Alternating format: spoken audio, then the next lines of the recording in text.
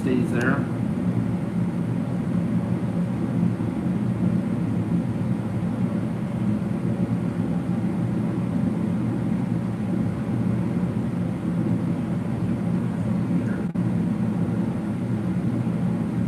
I'm going to use this iPad to, obviously, to read messages that you guys come up with. So.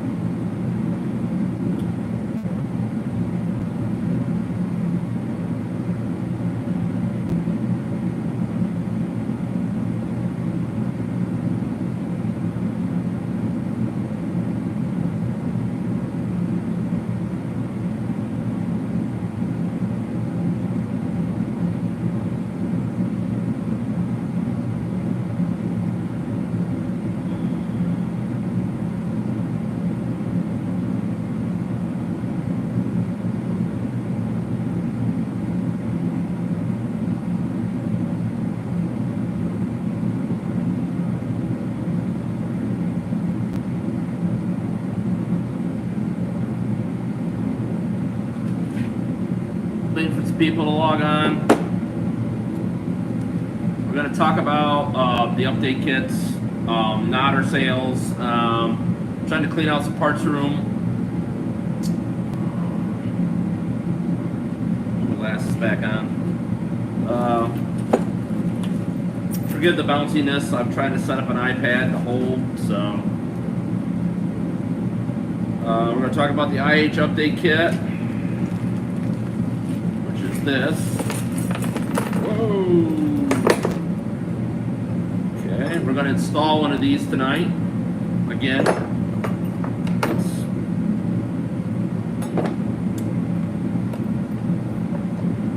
get everything set up.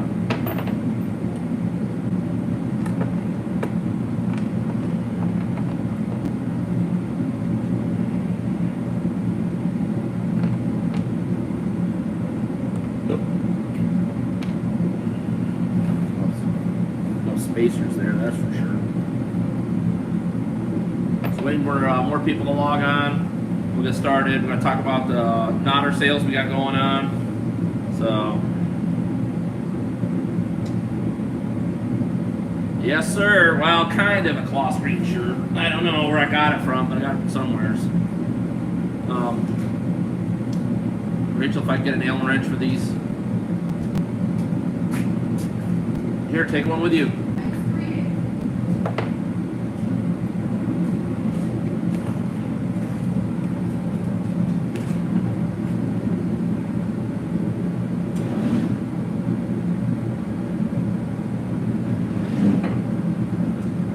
So we're going to putting one of those nodder update kits on this IH nodder.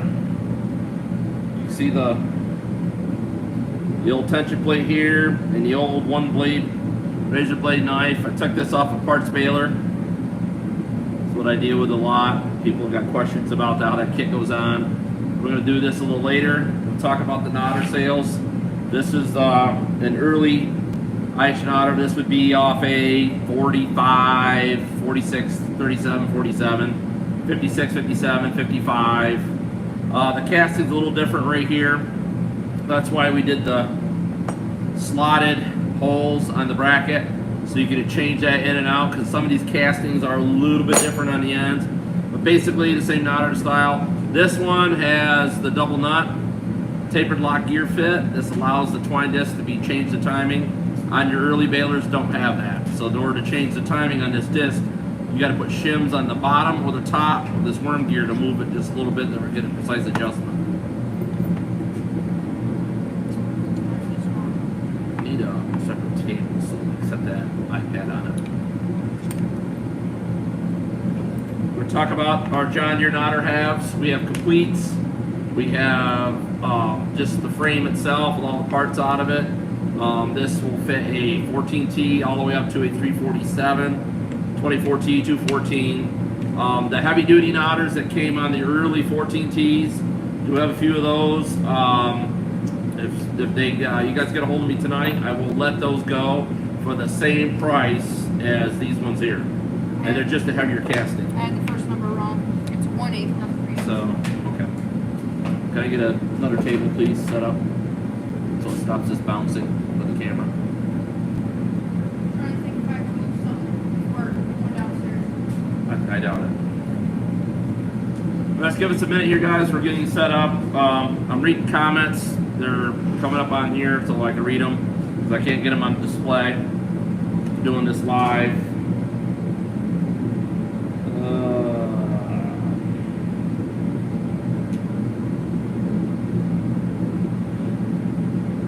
Let's see here. How do I show that?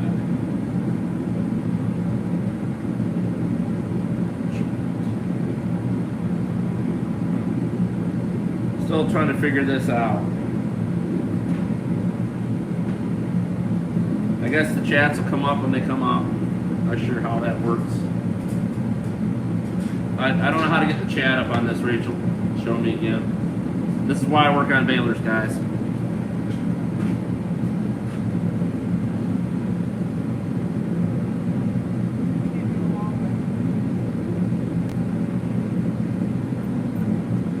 If anybody's got any questions, go ahead and ask.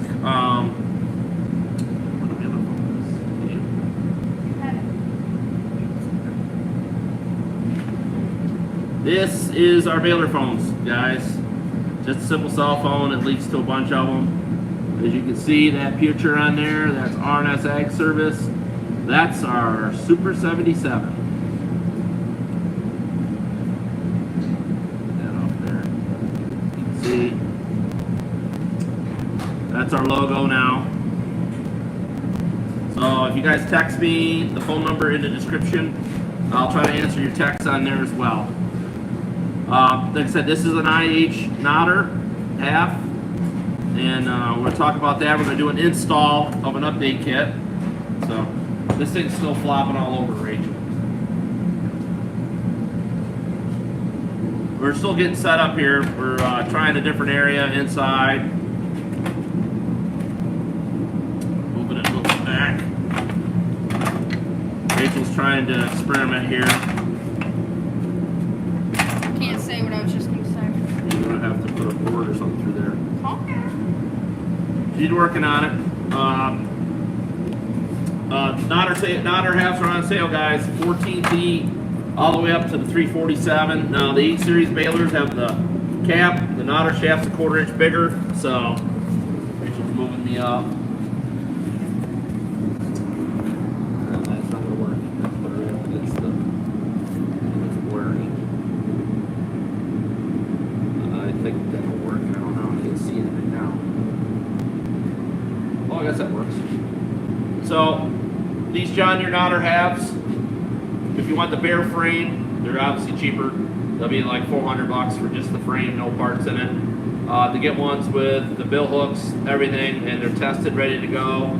We're doing a sale right now. Free shipping in the U.S. is going to be $600 with free shipping. They're usually like $850.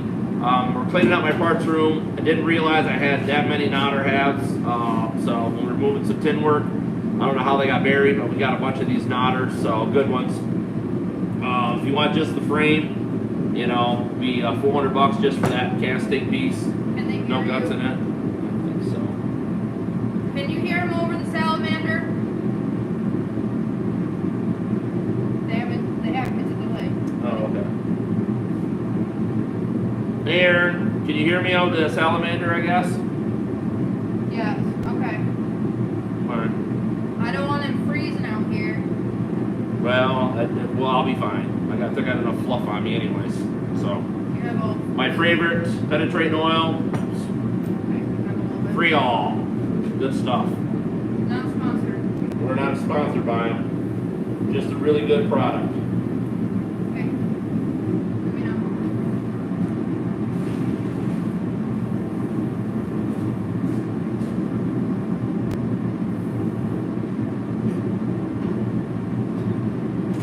Okay, any questions? We have the nodder update kits, still free shipping on those guys. We're trying to push Rachel to keep it up till the end of this week.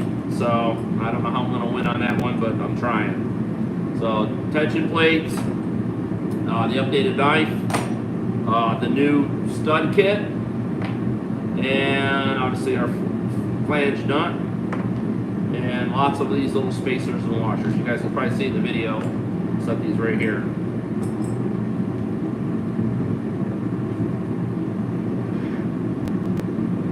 Just waiting for a few more people to log on.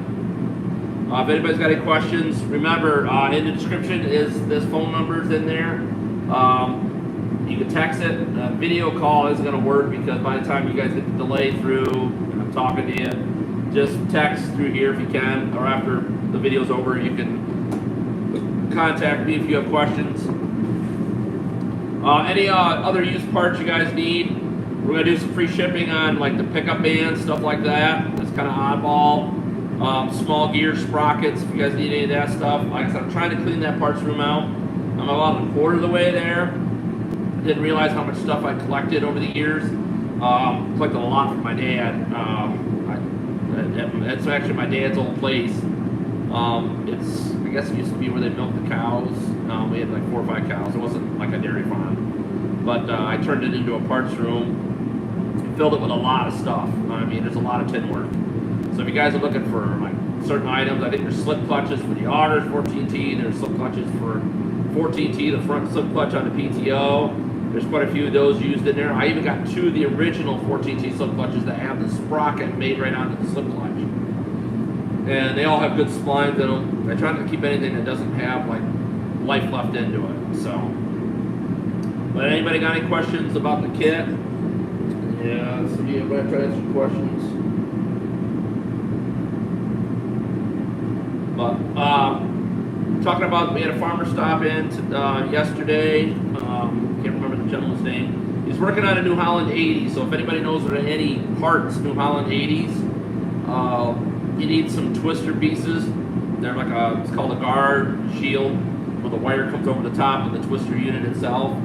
He needs, I think he needs that piece there. That's they call it left and the right. You probably just buy the whole twister system from you. Probably give you, $100, $200 for it, pay for the shipping for it, and get the whole pieces from you.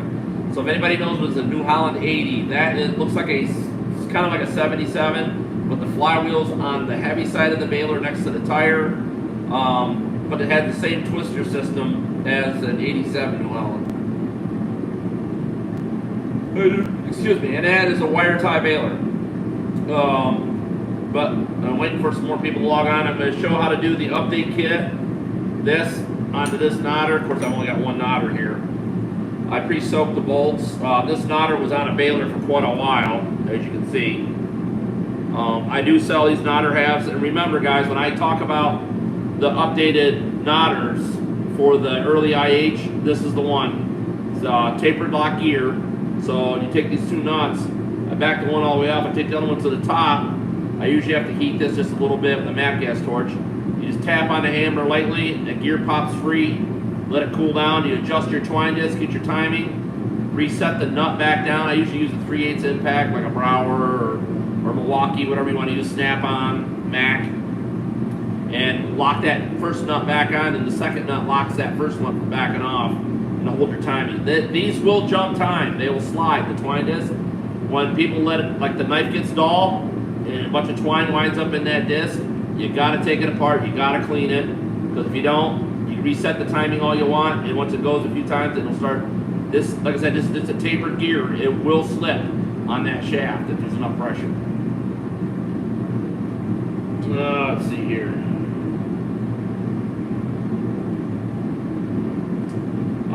No, Aaron, on the dry belts, flat belts, if you guys need flat belts for older equipment, take a piece of baler twine, go around it, tie, overlap it, crimp it together. I don't care what you want to do, but cut it to the exact length. Take a tape measure, measure it, or just, give me the measurement, and I can get one made up. It takes about 2 to 3 weeks. They make them out of leather. I'm just going to warn you, the leather belts do shrink in the weather. I don't know why, but they shrink a lot. The one on the Dearborn baler shrunk a lot. I had to leave the tension pulley on it while it's setting. I don't like doing that, but I had to stretch the belt back out because it was like so tight when I was starting the engine, and the baler was actually running. That's it was kind of a hindrance there a little bit. But if anybody's got any questions, we're selling the knotter halves, John Deere's. If you guys call during the video, I will do a really good price on an otter half. Rachel's not here right now, so I think I can get away with it. So, but I'm cleaning the parts room. We're moving everything to this location. If you guys notice, I'm in my kids' play area now. It's heated. We got the little heater running. Makes it more comfortable to do the videos versus being outside. Hopefully I'm going to upload more videos coming up. We're going to do one on a complete adjustment breakdown of a Super 77. I'm uploading a 77 video. We've been doing rebaling, which we've been like baling second, or actually it's like third or fourth cutting grass hay. Beautiful stuff. Rebaling it, we're feeding the animals. That's people coming getting a few bales here and there. That's really great grass. Chad, really over the road from me over here on Ridge Road, the guy really knows how to bale hay. I give him credit. You know, I bought a lot of round bales. You guys have seen it. There's some dusty ones, some bad ones. They're just not that good. So, Want me to start this? yeah. Can I get a drink, please, and a heartburn? So I'm just waiting for some more people to log on. If anybody's got any questions, please ask. Aaron and Ross are my administrators. They kind of like keep track of the chat, guys, because I can't do it all. We're going to do more live video repairs. We've got a few balers coming in. There's a surprise coming in. I think it's coming into January, February. A lot of you people probably have never seen one. It's coming in just for some adjustments. We're taking the motor off of a 68 New Holland Super 68 wire tie with hydraulic bale tension with a motor on it. We're taking the motor off and we're going to switch it back over to PTO. So the motor's actually going to an Amish gentleman. He's going to be using the engine for some work around his farm. So those of you that think Honda's great, they are a decent motor, but they will never outlast a Wisconsin. So especially with the new updates they got for the Wisconsins, update your valves, port polish, the intake pipe. For longevity, you're talking, guys, a lot of those motors are 60, 70 years old, and they're still running today. Like some are still on the original overhaul, maybe on their second overhaul, but still a great motor. Wisconsin is 2 cylinders to 4 cylinders. You know, just remember, if you've never had it overhauled, it's probably still got the leaded valves in it. Everybody asks me how I have so many of those balers around here. All I do, guys, is no secret. Either put Marvel's Mystery Oil a little bit in the gas, or I put one of the little bottles that you put in like a 2.5 gallon gas can of the no smoke synthetic chainsaw gas mix. I just put one of that in every can full, like 5 gallons of it. It lubricates the valves, and I mean, I've done some really hard baling in it. I haven't yet to burn a valve yet. And just using that, the 2-cycle oil mix, the synthetic, the no smoke. It doesn't seem to make the plugs wet. It really guns it. And one thing I did notice, it sits over the winter, guys, the valves don't seize up. Like the valves don't stick at all. So it's like there's a double benefit to using that synthetic no smoke oil. So another comment. Let me look at it real quick.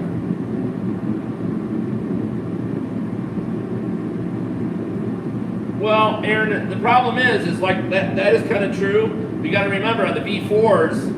The carburetor, the intake pipe, is connected to the exhaust pipe where it comes up over the top. All that heat transfers when it shuts off right down into that throat of that carburetor. So the gas, when it comes up, it vapor locks in that spot. But if you read your book, and there's one little paragraph in that manual, if you want to start them when they're hot, there's a vacuum plug on the back side. You literally unscrew it out, or a lot of guys would put a pepcock in there, and they would unscrew that out. And you pull the choke, one crank, she fires up, runs, it skips until you put that plug back in. It's not fun putting the plug back in with that hot manifold, so I recommend a 12-point socket, and I usually stuck a paper towel in it or just a rag just to hold that plug in there, and I screw it back into the intake, and the motor smooths right back out again. But if you want to start in Wisconsin, that's how you do it when they're hot, extremely hot, or like one guy does, he got some ice cubes out of his cooler, and just cool the manifold down. Once you cool down that heat exchange from that exhaust to that intake pipe, and I know what I did. I mean, in cold weather, it just keeps the pipe from frosting up. Because, it will if it doesn't have that transfer of heat. But while it's running, you got air moving through there, so it keeps the pipe cool. As soon as this shuts off, it doesn't take long for that heat to transfer right down into there. And it just vapor locks that gas right in the throat of that wide pipe of that Wisconsin engine. The 2 cylinders are the same way, no different. Also, I noticed one thing, guys. I have a lot of old timers that run airplane gas. They're not joking. That stuff really does work. The engine can be really hot and it still will fire back up again. Don't know what they put in it, but it's not cheap to buy. It's like $7-8 a gallon, from what I understand. So, I run high test in most of mine. I am not afraid of ethanol fuel no more, guys. So I've noticed something. I don't want to verify it yet. I don't know if it's true, but for 2 years now, I've been using that synthetic no smoke oil mixture for my gas for the Wisconsins. Put it in there. I've noticed my gas is not separating. Like the ethanol hasn't been a problem with corroding the carburetors and stuff. I do fire up my Wisconsins like every other month or every 60 days, 90 days. I let them run for 15, 20 minutes, but the gas is still the same gas until the next year when I run bale with them, then I usually burn out a tank full and put new gas in it. But you're talking, that gas is sitting in there for 11 months at least, 10 months. And I do add to it eventually, but if anybody's got, like I said, that's what works for me. And like I said, the Wisconsins have been doing good, but I noticed with the 2-cycle chainsaw oil, the no smoke synthetic mixture, I put it into gas with the Wisconsin engine, even some of my old tractors. I noticed the valves don't stick no more, and I noticed the gas doesn't seem to go bad. I don't know why, if that's what it is, or if there's an additive in the chainsaw stuff. I usually buy the Husqvarna or Steel, or I buy a brand name one. I have bought some cheap stuff at Walmart. It didn't last long. I only used 1 or 2 bottles, but I usually use the brand name stuff. And I don't know if it's got something in it that helps not let the ethanol separate, but I'm thinking maybe it's just the oil in the gas that's doing it. So. Yeah, no, Aaron, that's not a trick. It's actually it's in the manuals. People just overlook it. It's a little. I think it's. Someone told me it was 30 words. That's all it was. It tells you just to pull that plug out, the vacuum plug out, to get the Wisconsin started from the top. So, waiting for a few more people. Been on here for 22 minutes. I told them about 6 o'clock. I'd like to do for the IH Nodder update kit. Most of the Nodders, guys, they'll be like this when you flip them up. So they're like this in the baler, and you're looking from the back. Here is the 2 bolts that hold that knife in, which goes on the front side right here.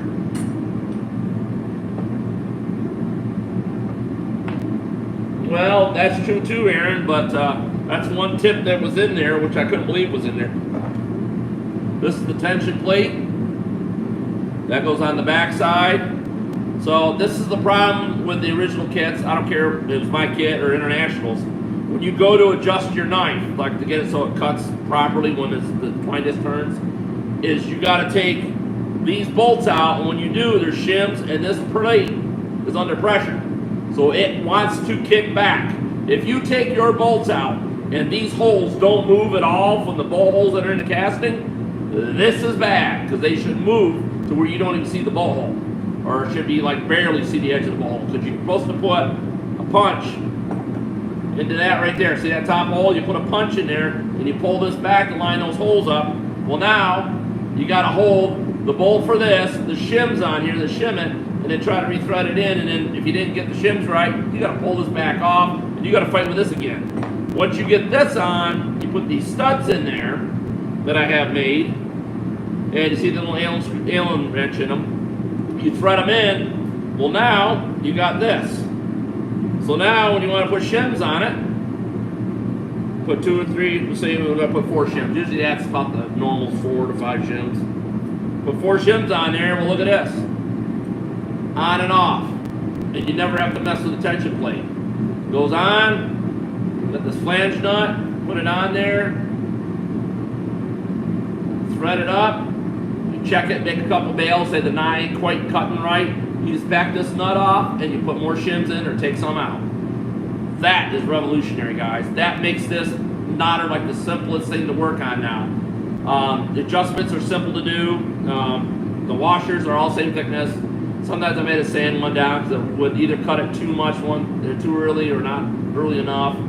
So, but the washers I finally come up with, it seems to be one size fits all now. A lot of guys try to stack 1/4-inch washers. Well, you know how they are. They're like thicker and thinner. Then you get the knife uneven. So,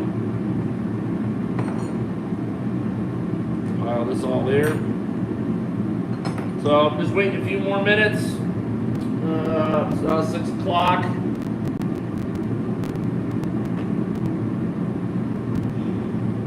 And got my ratchet.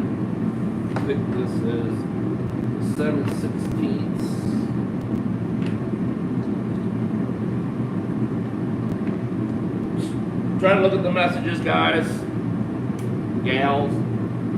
My last analytics is I'm getting more women that are watching now, learning about how to fix their own balers. Really proud of some ladies down in Pennsylvania, and there's one in Florida I want to give a big shout out to. They fixed their own baler.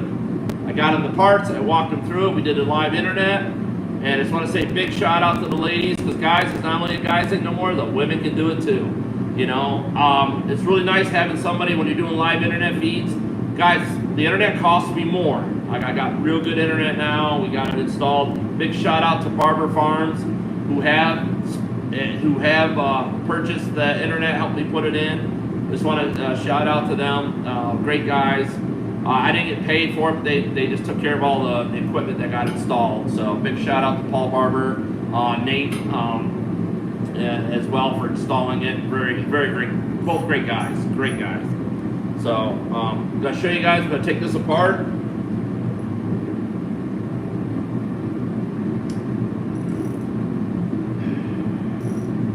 Don't be surprised if you snap these bolts off. Sometimes you got to heat them up. Hope this one doesn't snap off. It's going to make it kind of a short video. Well, that wasn't in there very far. And it's rusty.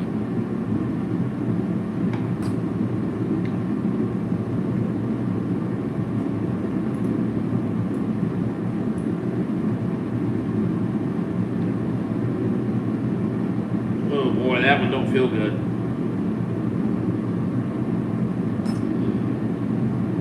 I think I'm gonna heat that up a little bit because that does not feel good at all. Let me just text my wife real quick to bring me the matte gas torch.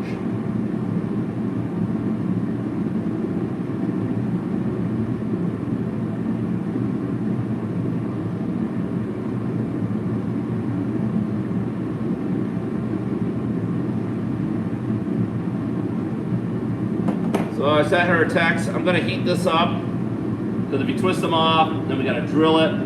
Got to easy out that, and these are only 1/4 inch bolts, and they are not hardened. They are just regular grade bolts. And let me tell you what, as rusty as that is, I'd rather heat it up a little bit to get it to spin out a lot easier. So while we're waiting there, anybody got any questions? Ross, you're awful quiet tonight. Usually you're telling me what you're eating or what you're gonna eat.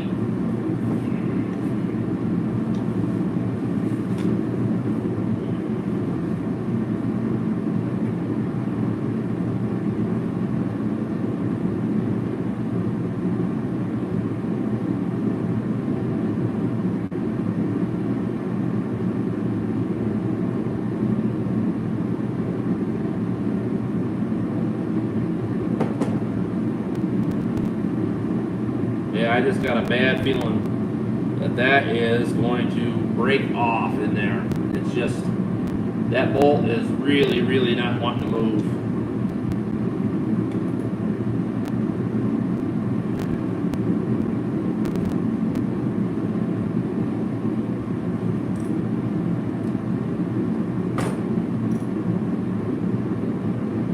Boy. Whew. I don't think I want to play captain and get that out tonight. Get a little bit of heat. I just messaged my wife, so.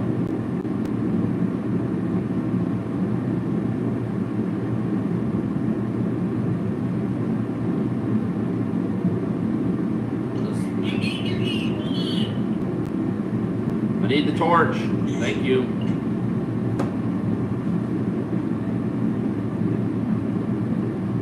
So if you guys want to send in your knotters, I can set them up. But remember, the only true way to tell is when you get into your baler where you got to adjust your knife at. It's not that hard. This kit, if you start on it, if you want help, there's internet help. We can get on, schedule an appointment, set you up to walk you through it. So the internet works just kind of like this. I just talk and walk you through it. You ask questions, I answer back. I show you. I got some knotters here that I can show on how you guys adjust it in. But that right there is the knife, which while I'm waiting, I might as well put some screws in it.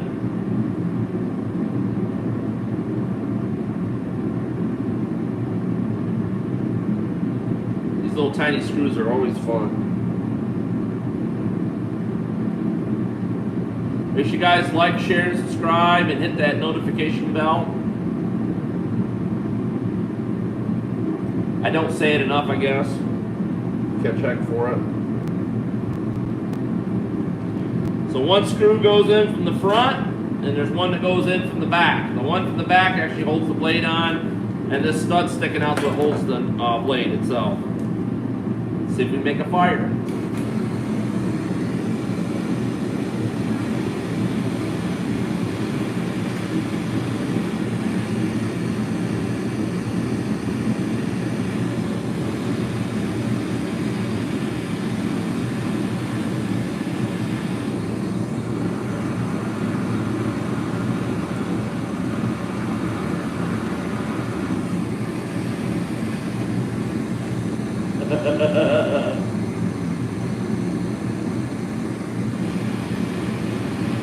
So somebody said, what is this? I'm working on a baler knotter.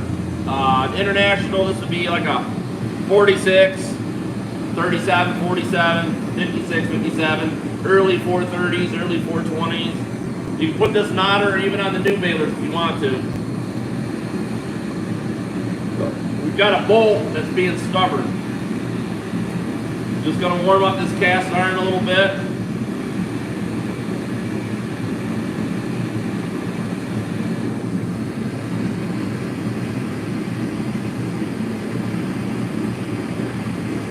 If you guys notice, this yellow bottle is MAP gas. It gets really hot.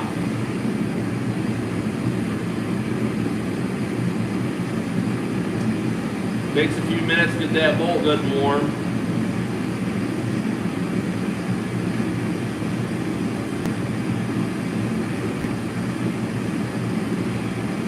Always heat the casting up a little bit. I heat the bolt up.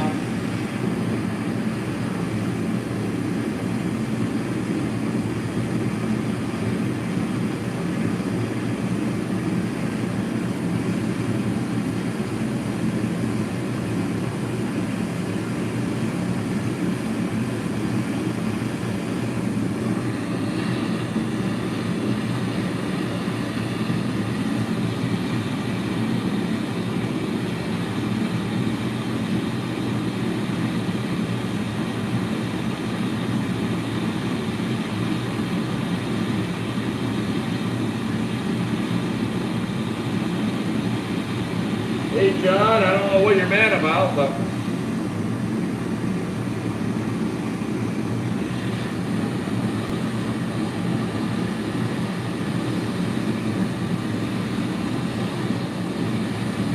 I'm heating the casting up to hold that bolt, to hold that last one on there.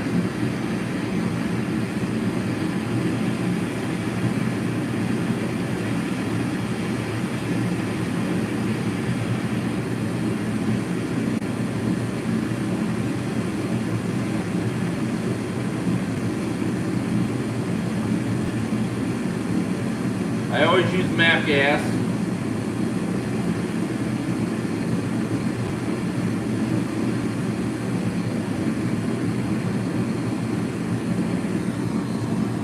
Give this a second. Favorite thing to do is shock it a little bit.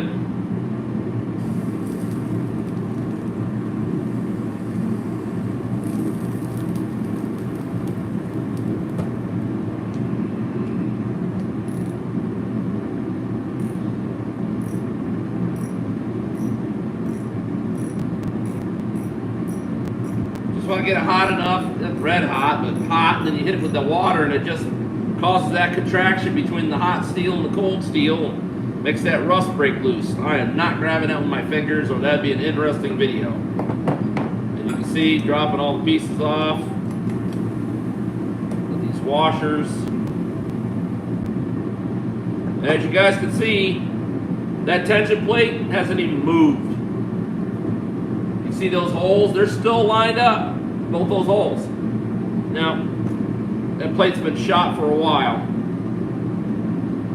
I better get my screwdriver out of my Leatherman. I'm not reaching my hand down in there as much as Aaron would probably want me to.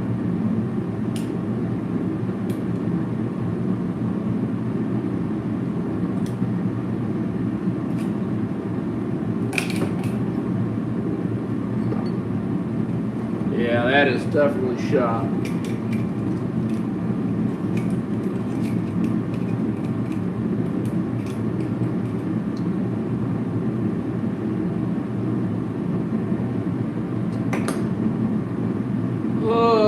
Give it a little free all. Let's spray them down the holes.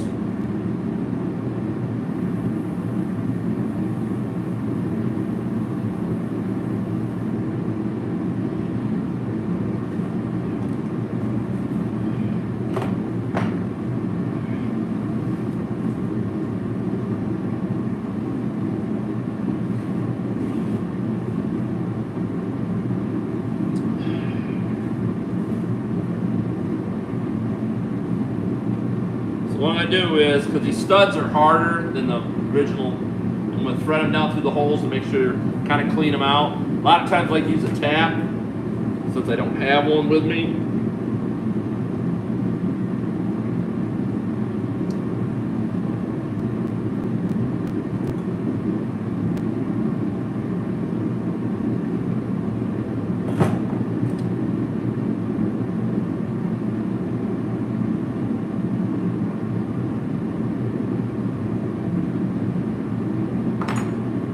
I have to go get a tap because that is not cooperating. Somebody cross-threaded the hole a little bit.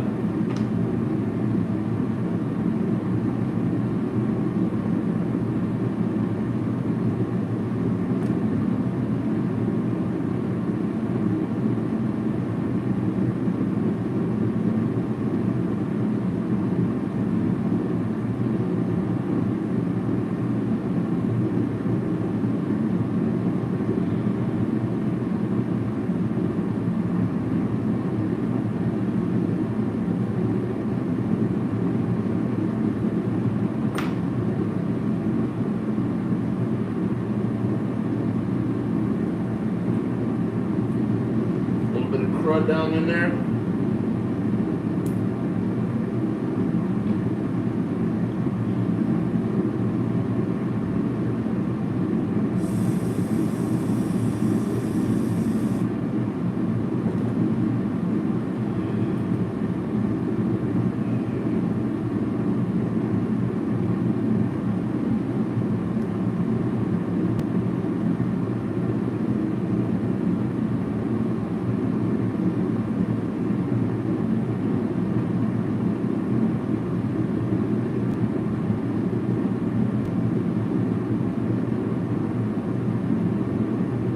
Going back and forth, just kind of get the threads cleaned out a little bit. Be a lot easier with a tap.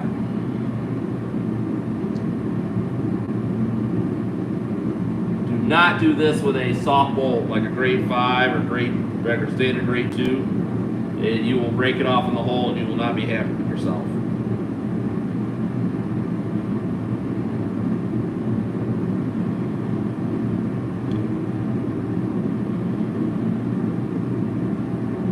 Heat this up again.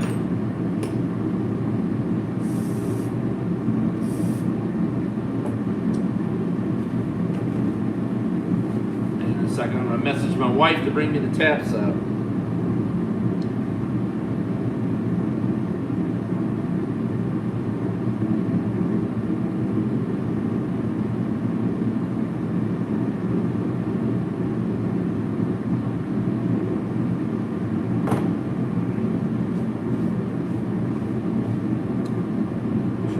Again. Seems like there's a lot of debris in this one hole. I poked through it, but it feels like the threads are kind of allocated.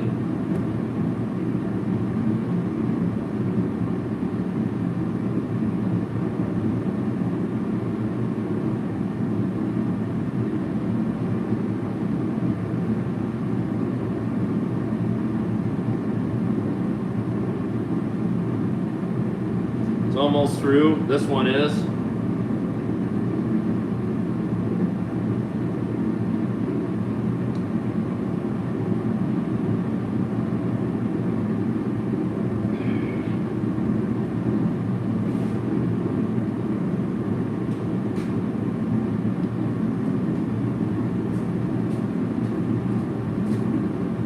That one's down in a good 1/4 of an inch.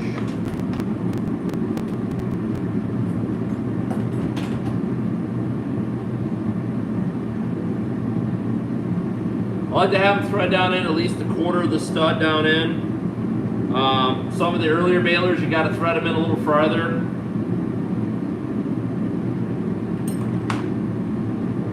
I didn't have that all the way down in, did I?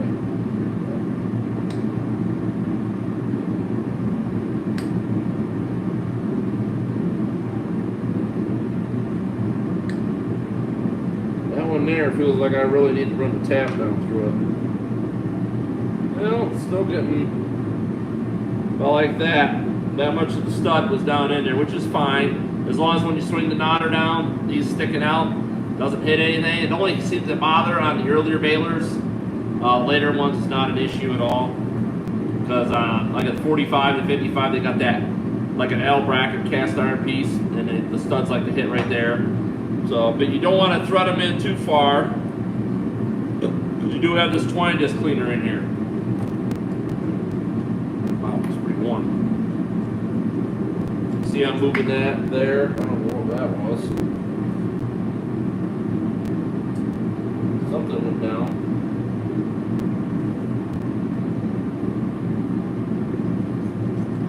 But right there, this cleaner.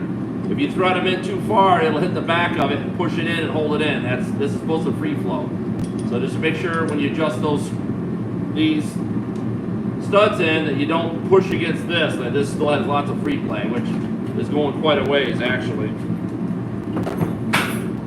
This isn't a tap set. It'll say tap set. This is an easy out set. It's those little cases in the drawers. You open it up and they got little cut teeth on them for cutting. I just need the one that's 1/4 inch. With little tiny cases. Toolboxes. Better not be. I just saw them yesterday. We're going to start, put it on. I'm going to clean these threads out later. She's having some trouble finding my tap and die set. So.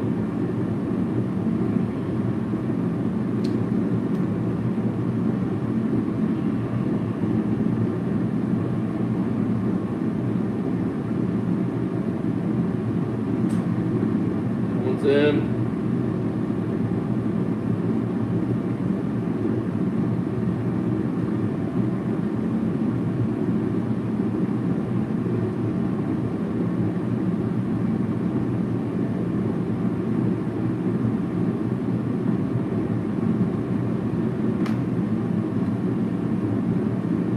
All right, now I got them both threaded in. I got them even.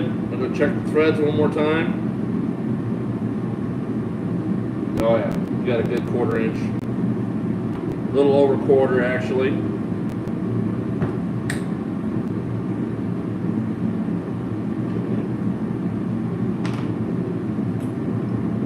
Alright, now we got to put this tension plate in. So this goes down in behind the knotter, and you see it's got this little foot on it. That's what pushes that against that twine disc. So we got to get it down in there, and then now you guys see this? This is what I'm talking about. See that springiness? So, I think this popped back up out of there.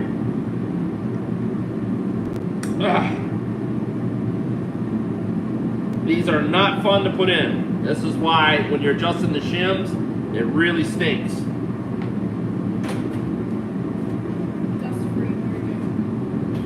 Okay, is it standard or metric? Metric. The metric don't do me no good. I need standard. So we're gonna line up. See how I put this in here, this Allen wrench, to get one of these started. Thread it in just a little bit. That'll hold that side. And I gotta bend it over, and I'm telling you what, you can see I'm flexing this pretty hard. I usually use the punch to get this sucker in there.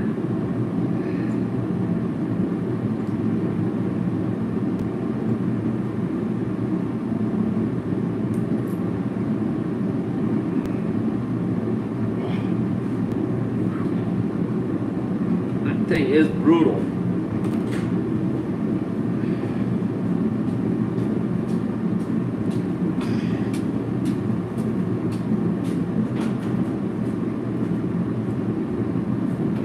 Yeah, you need better. Aaron, you're funny. Ross, yeah, he didn't take out the temper in this thing, buddy.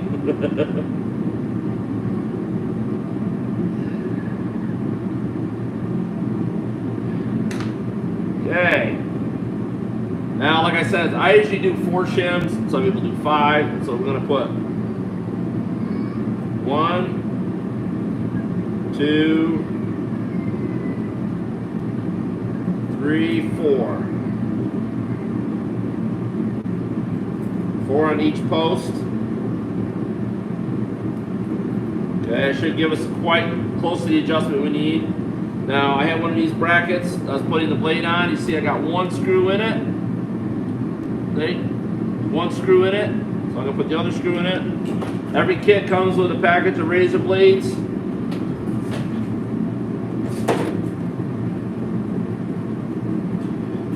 Careful, these things are sharp. Use the center hole, goes on the top bolt on this side, and you thread in another one of these to hold it in place. The international original ones use 1 screw and 2 step, like I call them step pins. The problem is they get 20, oh, somebody told me that last time it's $30 for one of their blades. You can buy a pack of 5 of these for $2.50, $3 from Amazon. So that gives you 5 blades.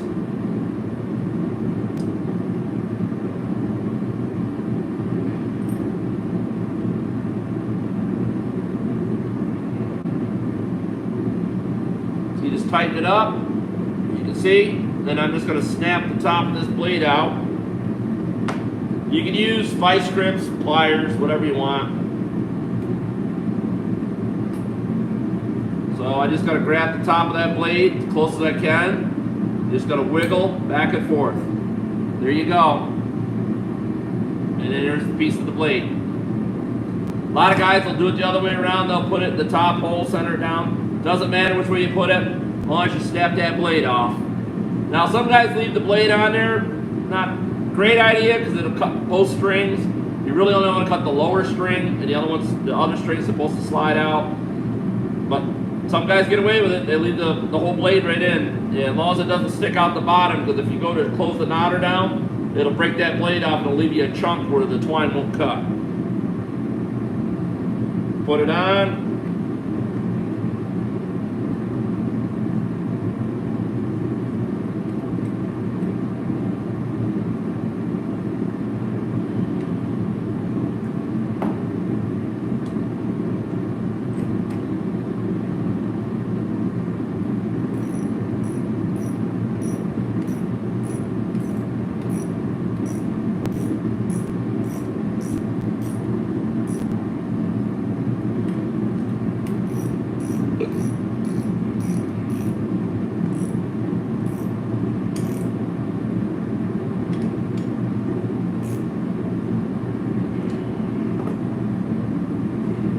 You guys can see this tension plate? That's going to hold that twine tight when the twine disc turns to cut it with the knife.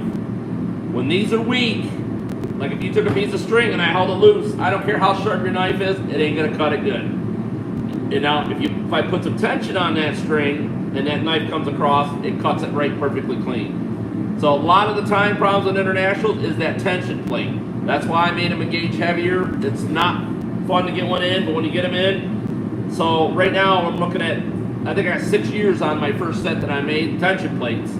The knives, we've changed the design a couple times because we found out there were some knotters that had different kind of casting molds to them. So we updated the kit to make it fit all balers. Like you keep running into stuff that's oddball, but I think we got it now with the stud kit and everything. If you guys look, see that stud kit? Now if we want to change the shims or change the blade, just undo those two little nuts, your shims stay on, pull the knife off, put a new blade on it, put it back on, tight, re-snug the nuts up. They don't have to be that tight, guys. This blade's only cutting string. Doesn't need to, I've had guys literally strip the nuts trying to tighten them down. And we're not tightening lug nuts on a car. Okay, this thing's only cutting string. So, any other questions you guys can ask? You need metric. Yeah, right. So, yeah, she did give me the standard kit. So, I'm going to pull that. I'll pull this stud out real quick and show you guys how I run the tap down through there.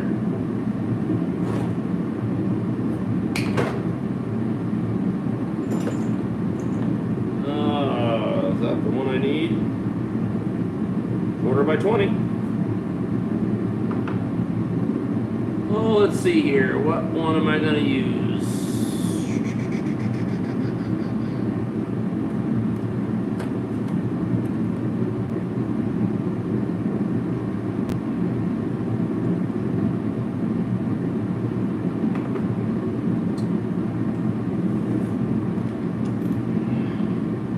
And I don't have to take this all the way out because with the other bolt holding it tight, that ain't gonna move.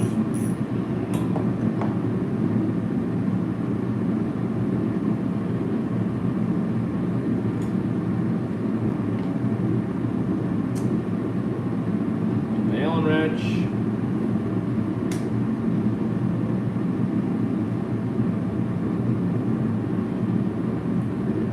One thing nice about the one holding the other one in, the shims ain't gonna fall out.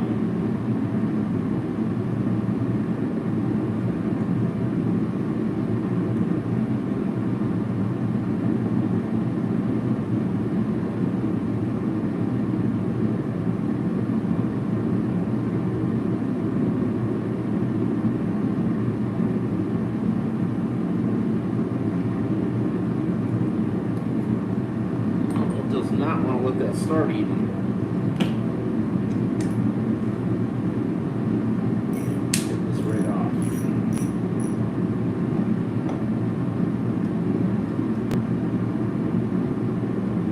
Take the spacers out.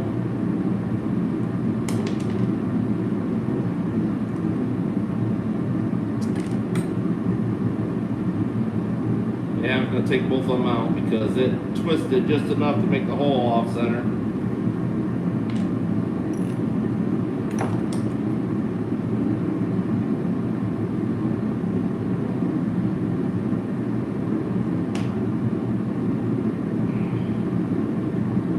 Yowzers, that thing is in there.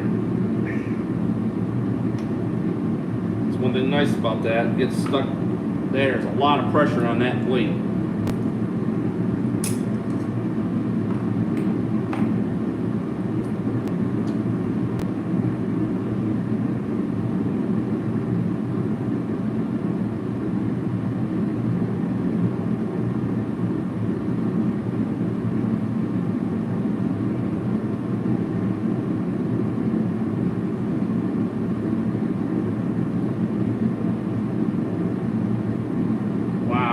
Dirt in there.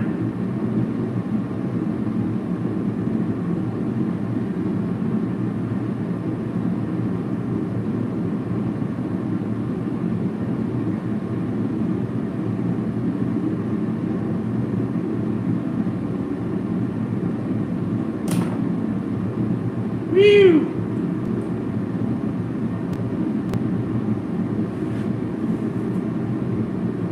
I think I'll go clean the hole all the way through. We're already here.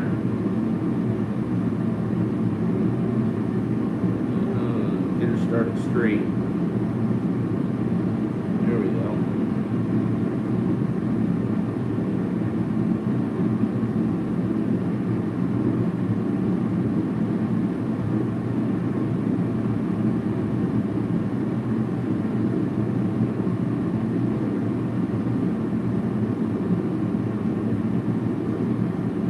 There's a lot of debris inside that hole. Looks like there's like a bee's mud wasp nest coming out of it.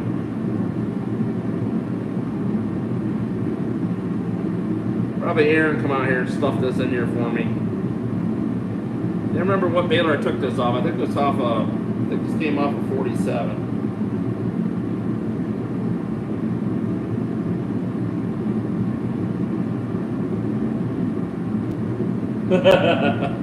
Well, I don't think his bolts are this bad.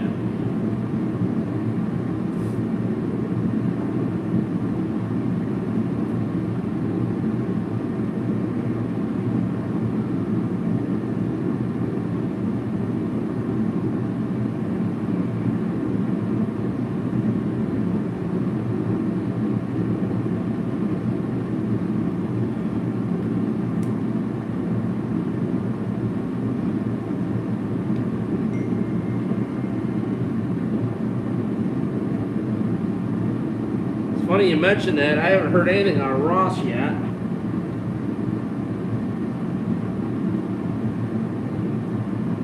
Yep, it's all the way through now.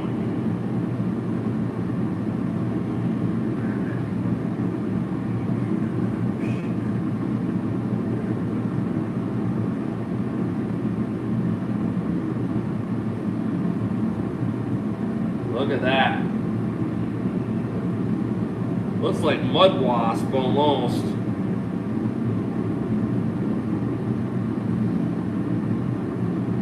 Go down this hole here because I hit a little resistance down in this one.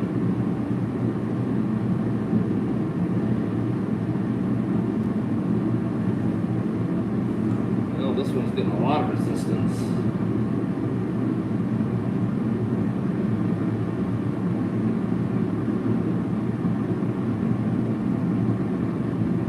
Now this one's been sitting on a baler for a while. The billet looks really nice on it though.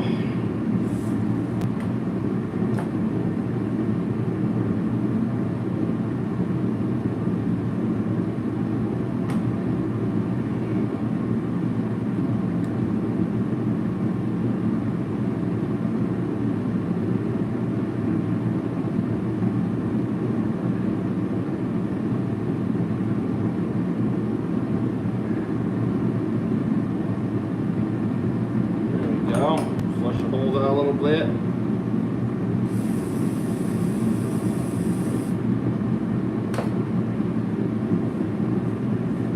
See how it threads down in there now. Beautiful, beautiful. So I said to myself, oh no, Timmy. I have a brother named Timmy. He used to say that a lot.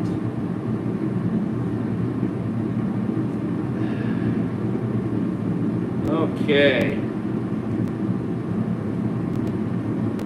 Clean the threads back out. Wipe this down. Let's start all over again. So let me get the glasses back on. I think I got a little free all on it. I'll blame that one on Aaron. So tonight's the kits tonight, guys, are $190. Well, that does both knotters. Free shipping in the U.S. I don't know how long Rachel's gonna let me get away with that. Don't know. Knotter halves, same way, guys. Free shipping on them when you buy them. You can buy just the shell of the knotter for $400, or you can buy one that's tested, a good used one for $600. If you want me to rebuild it, I can. You just pay for the parts I get from John Deere. Or if you want aftermarket, that's fine. It saves a little bit. I'll put the new pinions in it. Whatever you want to put in the knotter, you just pay for parts. And it's usually only an hour labor, maybe 2 hours if it's a really tough knotter or if it needs machine work. But these are John Deere knotter halves. They're on sale. I think Aaron will put up the website, rnsagservice.com. The phone number is 607-846-5959. That is a cell phone, guys. You can text pictures of your balers. Worked really good this summer. If you had a part you didn't know the name of it, all you do is take a picture with a cell phone or the guy standing next to you. Send it to the number. We see what the part is. Tell you yes, no. Most of the time we almost always got the parts. If we don't, we can always get them. It's not a big deal. So we're gonna put this back on again. This beautiful thing that was nice and fun. So these things are got a lot of spring pressure on them, guys. A lot. You can see when I'm pushing on that thing is just brutal. Probably if it wasn't such thin steel, probably wouldn't be so bad. But these things are brutal to line up. You can see the tension on that. It's just springy as all get out.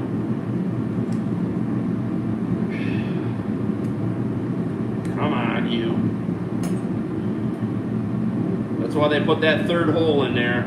Use that, pull it over, grab a stud.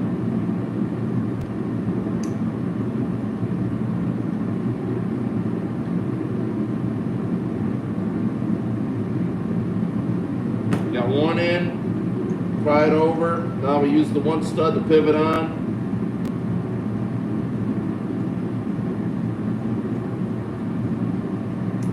Okay. Ugh. Boy. Remember I said washers, so when you're putting the spacer washers in, all you're doing is shimming. Where's the knife here? Now, this goes all the way on the base. That's your tension plate that holds the twine in the twine disc. So if you guys are baling, start baling tight bales, you ever notice you get like a partial knot or the knot's there but it slips through the knot? That tension plate is the reason why that's doing that. That is not holding the twine in the twine disc where you're baling. Like if you start pushing the baler, it does it. These tension plates, the original ones from International are good for maybe 5 years. If you do light baling, you might be able to get 10 out of them. But they do fail. They're a leaf spring. They just get weak over time. I made these a gauge heavier. So far we're on 6 years, and we haven't had failure yet. And when I got some guys putting some serious, like 15 to 20,000 bales a year on some 47s. So I do have some guys in 430s that have them. They're putting like 4,000 or 5,000 bales a year through it. The only thing they've had to do is change the razor blade on that knife. And remember, get a whole pack, and I send the whole pack with you with the part number right there. You can buy your own. You get 5 blades for like it's $2.50, $3. I might be wrong, but that's the last price that I know of. You get 5 blades for that, and it'll last you a while. Buy a couple packs. You don't need to buy them from me. I make kits, so the replacement parts you can go to your local hardware store or you can get it yourself. You don't need to go through me for it. I'm not about trying to make every dollar I can off everybody. That's, we're designing kits and stuff so people can do it themselves. They don't need to feel reliant on me. So putting the shims on, I put 4 on each post. That's usually a good area to start with 4. Sometimes I've had to do 5, but I've never had any less than 4 unless there's somebody out there to prove me wrong. I could be, but it all goes by how much casting's left on here, when they machined it, how much is left, and also the twine disc. If it's out of time, cleaning this up.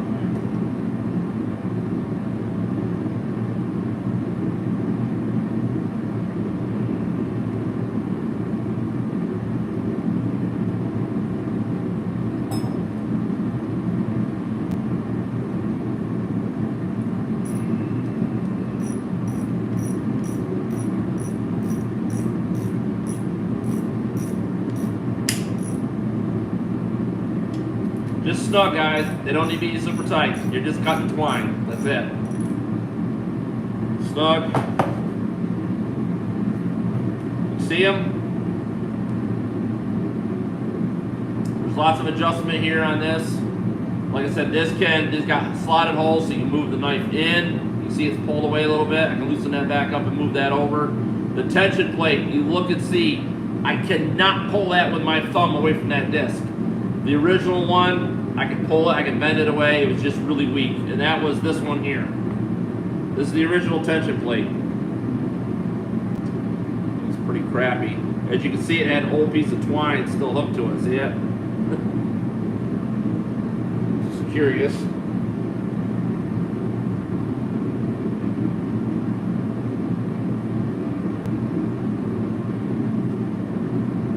Yeah, it's got a little groove more in it. And guys, this is the original International knife. You can see it has one screw in it. And that little razor blade right there is like 25 to 30 bucks for one blade. And let me tell you what, if you have a razor blade knife, you know it doesn't take long to get them dull. I think mine have lasted 1,000 bales, sometimes 500. But at the price of what are you talking, maybe $1 a blade? You know, there's no reason C&H, Fiat needs to charge farmers 25 to 30 bucks for one little razor blade. There's no way. So you know they have millions of them made, or thousands, or whatever they do. But I'm just a local yokel, and the only thing I did was change mine because the blades, you look and see, I changed it over, machined the arm, so we'll take that blade right there. See there's 3 holes in it? And remember, because it sticks up, you just take a pair of pliers and just snap off what you don't need. Makes it a simple blade to change out. So we send the screws to it. The kit comes with 190 bucks free shipping in the US. I don't know how much longer Rachel will do it. We did it for Thanksgiving. We sold a lot of kits. Next year, guys, when January hits, I got to raise them up. It costs me a lot more money to make well, some of this is the new batch that we got. I wasn't going to buy 10,000 of them, so we only bought, 1,000 units. That's it. They raised my price a lot because I don't order enough. I'm not a big supplier of them. We designed the kit, and I sold a lot to Australia, a lot to Europe. Remember, B47, B46, B37, they're all the same balers over here. And as long as it is an all-twine knotter, this kit works on it. And then now I had, like Ross asked, he wants to buy a 445. I've got guys going back to this knotter because it doesn't fail, guys. Once you get this kit in it, it just ties knots. The all-twine knotter, the problem with them is the twine discs are getting wore. And if you do find parts, you're talking 900 to 1,000 bucks for a twine disc, if you can find a good one. And if a dealer has one on its shelf. The old knotters, they're all over the place. They made millions, I want to say millions, but a lot of the older balers, like the 45s, those knotter halves will fit on. You don't need the all-twine knotter. These will tie, plastic, anything. Once you got the shim set and your knife set, it's rock and roll, ready to go. So plastic works really well in these guys. I run 9600 210 or 6000 240. The problem with the big rolls, guys, is 6000. You can't stand them up in the international balers because the twine box is so confined. The 45 is not a problem. The 55 is not a problem. It's the 46 of them. You got to tip the roll on its side and put it in at an angle. Just push it in there. As long as the twine can feed out the top without being resisted too much, it works fine. And remember, you're talking 6,000 foot of roll. That's 12,000 foot if you had 2 rolls together, which would they call one bale of the 9600. Oh, whew. I feel like I was gonna sneeze. So we'll move on to, like I said, that's a complete knotter update kit. It's an IH knotter. It's off of 47. I don't think it's as bad as Ross's. I think this is a 46 if I remember right. So if you want one of the update kits, all you do is call or text 607-846-5959. I think Aaron put up the website. Yes, he did. rnsagservice.com.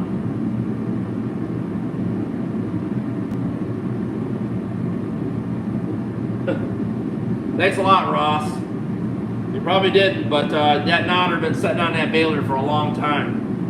You can see the rust, and this is somebody decided to try to using the old original plates for shims. I have no idea why. And they use regular 1/4-inch washers. And this is the old bolt that was out of it. If you're going to use the bolts, guys, you can go to the hardware store at grade 8. But remember, you still got to, when you take these out, you got to fight with that tension plate. That's why the stud kit, just nice. If you just want to get the stud kit, you can call and order that. I don't know what it is, what it costs. I know the studs that have them made, those angle screw studs, it's not super cheap. It's not overly priced, but for the ease of changing blades and shimming it, the knotter, it makes the job real easy. Well, again, knotter halves. Anybody needs John Deere's? This one's still got some pieces left in it. But if you want a complete used half, I've got, I think there's close to 12, 13 complete halves that are all takeoffs off balers that were tying knotters. These are parts pieces. People come, they need a bill hook. I don't know why they don't buy new bill hooks, but they buy the bill hook, they buy the pinion used. I don't know why I would put new ones on, my personal opinion. So if you want just the shell of a knotter, when you break yours, it's $400 just for the shell. Nothing on it, just got bare holes. Good knotter frame. You take all your pieces off, put it on this one. If you want one that's complete, ready to go, it's $600. I usually get $850 for them, but we're cleaning out my parts room. I didn't realize I had a bunch of these knotter halves, and I mean a bunch. So if you guys need any other used parts from John Deere International, I got a lot of parts and pieces in that room still. I'll make you one heck of a deal on it. If it's not too overly heavy and hard to ship, I will eat the shipping on it for you as well, just to get it gone to somebody that can use it. So, got lots of parts and pieces. Make sure you guys, well, I got a comment here.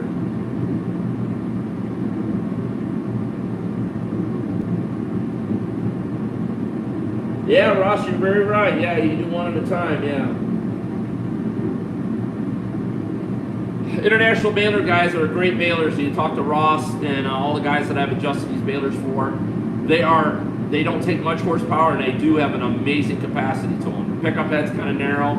That's why a lot of guys will go buy a 445 and then pull the knotters off a 47, stick on these older knotters onto that newer baler. You got the best of both worlds. You got the most reliable knotter, and then you got the best of the wider pickup head and just the higher capacity baler.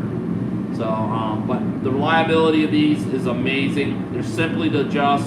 The all-twine knotter, they're just getting age on them, guys. They're getting, like I said, they're wearing. I sell some twine disc here and there, but I'm finding it hard to find really good twine discs to put back in these all-twine knotters. And I have lots of these older knotters. They just don't seem to wear out. I don't know if International put better steel in the twine disc on the earlier balers. And the all-twines, they didn't harden them as much. I don't know.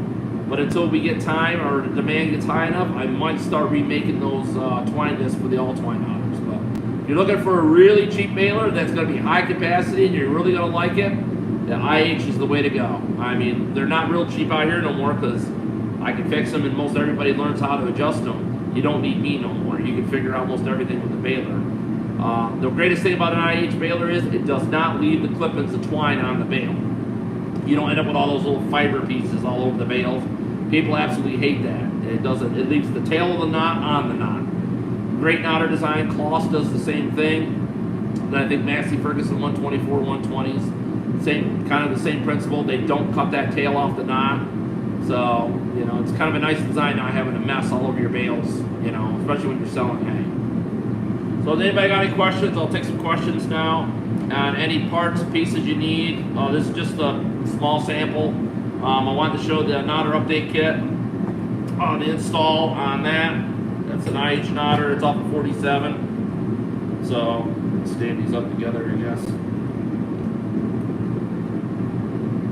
If you're trying to do a mini baler, build one. This knotter is the way to go. It's way narrower. So if you're trying to build a custom baler, like a bale chamber, IH is the way to go. Just got to remember the breastplate has to have slotted, angled slots because the bale is actually what pulls the knot off the bill hook.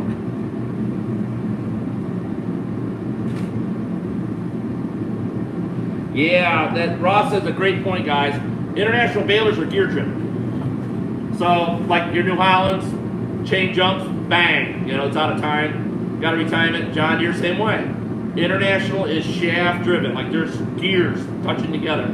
I like the 46 because it uses a gearbox, a wet gearbox all the way up through 37, 47, they go to a dry. Nothing wrong with it, but the problem I have is it's a sealed bearing, and you know how long sealed bearings last. I mean, the original ones work good, but when they're outside, that shaft coming from the gearbox up to the feed forks is at an angle. The rainwater follows that shaft all the way down to that bearing. If you want to prevent a problem, if you put some hydraulic oil on it, when you're running it, the oil will get into that bearing and keep it lubricated.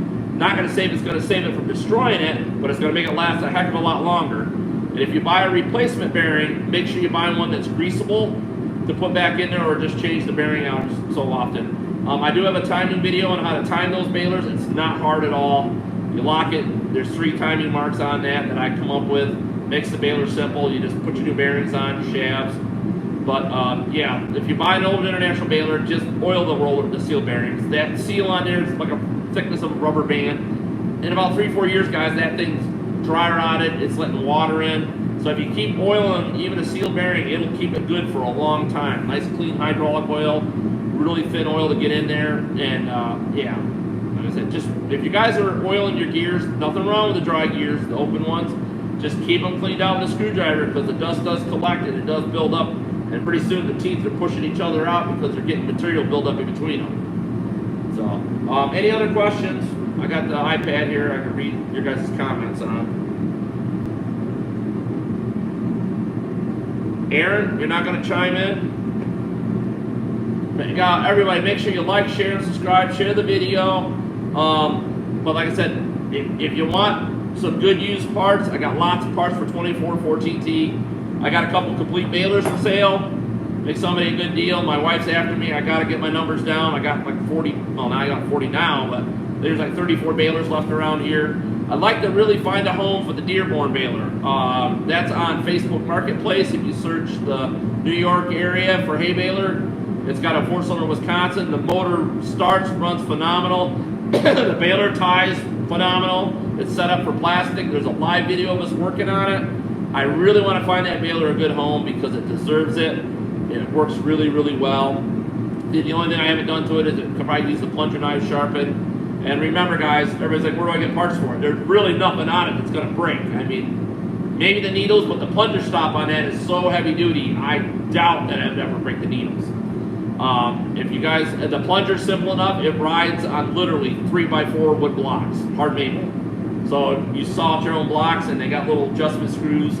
Put it all back in there. As long as that slides in there, don't ever get rusty. It won't wear your wood out. So if you put brand new wood in it, it would probably last your lifetime. But I'd like to find a good home for that baler. I got some other ones out here. I got a 55 twine tie. I got the 87 New Holland, which is a wire tie. I got the Super 68 wire tie. We're taking the motor off it, switching it over to PTO. That one will be for sale. I have a 77 New Holland, which if Aaron doesn't get here quick enough to get it, then it's gonna probably go down the road for somebody. The motor runs phenomenal on it. It needs a couple pieces changed on it. I haven't done it. I haven't even tried test baling with it because I'm really not worried about it. 77s really don't get much trouble at all. I got a couple 14Ts. I got a 24T for parts. Alice Chalmers balers are all gone, guys. Big shout out to the Alice Chalmers implement page on Facebook. I put these balers on there and they found good homes, people that are going to love them. I love doing this, guys. I love fixing balers. So if you bring one in and I don't have to physically touch it, but if I touch it, you're going to have to pay me labor to do it. But if you want to learn how to work on your own baler, you're welcome to come. I'll give you some pointers, show you what to change. You're welcome to use my tools. Any parts you use, you got to pay for the parts. But if you want to learn about your baler and rebuild it yourself, bring it on along. Call the phone number, get the address. You can come. I'd like to do a baler class this spring coming up. We didn't get a chance to do one this fall because we were moving. Everybody's asking about the baler count. I'm at 428 balers. So I'm about ready to post the video of the 427th one. I forgot to take a video for the 428. That's a record beyond record, guys. I don't want to keep putting up these kind of numbers. I'd like to get down to like maybe 100 balers a year, fix it, and get people to fix their own. Just walk you through it. It's exhausting. It's hard on my family, and I'm getting to spend time with them now. But yeah, like I said, I love teaching people. The more people that know, the more you can share the knowledge with somebody else. So remember, we have Facebook groups, Hay Baler Nation. There's a bunch of great guys in there. Clyde Harms, Ross down in Texas. There's the baler mechanic, the baler doctor over in Europe. He's really good, guys. He'll walk you through a lot of stuff. There's a lot of good people out there that want to work on balers. And I like it when people learn to do it themselves. If you call me and run into this problem, that's not a problem. But we have the ability now with this great internet that we just got put into the facility we're at now, my family's old horse farm. This is where I'm in the play area for the kids right now. We've got a great area here now. We've got great internet, so we're doing a lot of online service work. our internet's not cheap because we went with the fastest one we could get. Stuff downloads quick. We were able to communicate back and forth. So Spectrum, big shout out to them for keeping us connected well with internet. They're not a paid sponsor. I just want to give a shout out to them because I've had really good service with them. Spectrum's doing great by me, especially with this upgrade with the faster internet. It's not cheap. The guys, in the long run, it's paying off because if you have to pay me fuel mileage to come to your place, that's not cheap. We got to coordinate everybody. It's not cheap. So I'm trying to eliminate the travel as much as possible. Still going to do some of it for those that need it. But if you can turn a wrench or a screwdriver, you can work on a baler. You could be my hands. I'll get knotters out like this. We'll do a video, or I'll go out to an actual baler and we'll converse back and forth, walk you through everything you need to do to try to fix your baler. That is an online service. It's not cheap, but it's cheaper than calling a mechanic out that, like most of the guys at these dealerships, will read a book that you can read, but you're paying him $125 an hour to do it, or more, by the time you figure travel and everything else. So, any questions?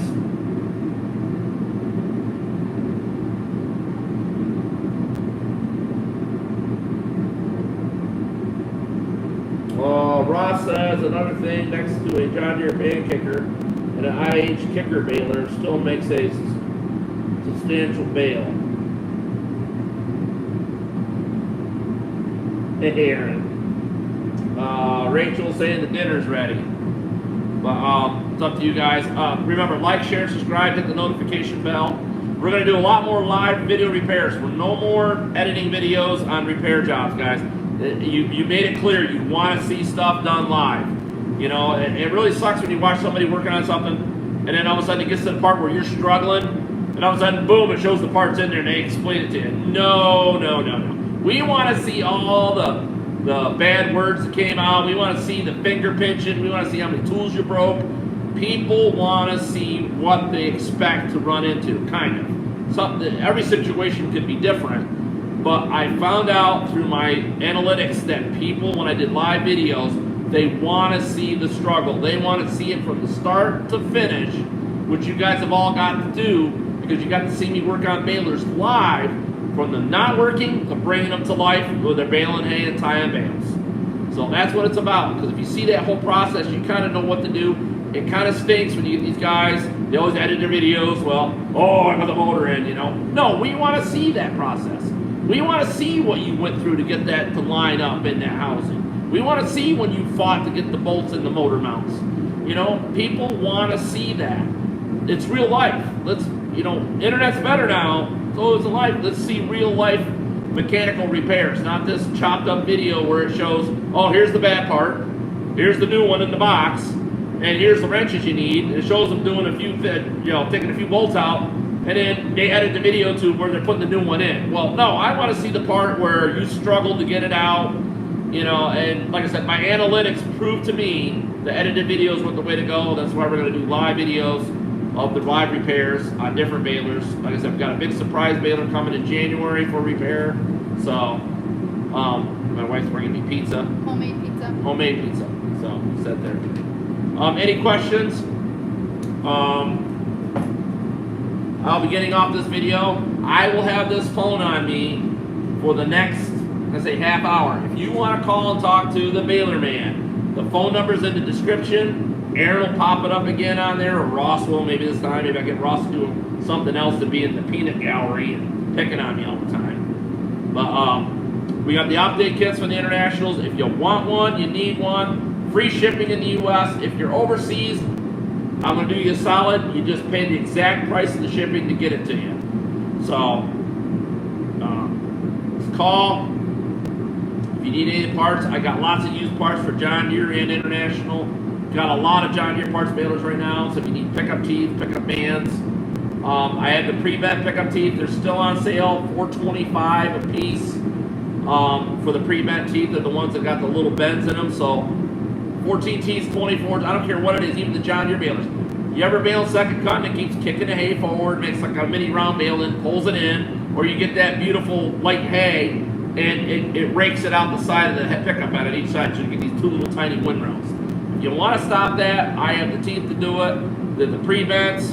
I don't roll them like some people up north from me in New York do. I think Green Baylor Parts sells though. They got kind of a roll to them. No, mine are physically crimped. So when you start hitting the ground, they don't bend back straight and they don't bend over backwards. So, and mine also pick up hay better. Like I said, a lot of guys with 14 teeth. There's a couple videos down in Tennessee we put those teeth into. The baler, the guy was able to go 2 gears faster baling with a 14 teeth and picking everything off the ground. I mean, just crowding the crap out of it, but the hay flows all the way through. Because you're not kicking it forward, it actually rolls it right in. I have the teeth for the all the way from 348 all the way back to the 14 teeth. It doesn't matter, I got teeth that fit either baler. So from the 336 to the 348, they're the same pickup teeth, guys. They never changed them. And it's kind of dumb that John Deere stuck with straight teeth when everybody else on the market, even New Holland, Heston, all of them, got curved teeth. There's a reason why you have curved teeth, because it doesn't kick the hay forward, it pulls it in. You get better flow to the baler. I don't know if there's any more questions. No, don't see any more comments. Remember, I'm going to be near this phone for the next half hour. If you want to talk to me in person, order parts, I'm going to be here. Remember, make sure you like, share, and subscribe to the video. Hit the bell notifications because we're going to be doing some live repairs and inspection. Probably going to do one on the Super 77 I've been bailing with. I'll do a video on all the grease fittings on it. We'll grease all the fittings, show you where the hidden ones are, what to do if there's a broken grease line. So please stay tuned. We're going to do that. Like I say, probably Wednesday or Thursday, depends on how the weather cracks out here. So, you need any parts?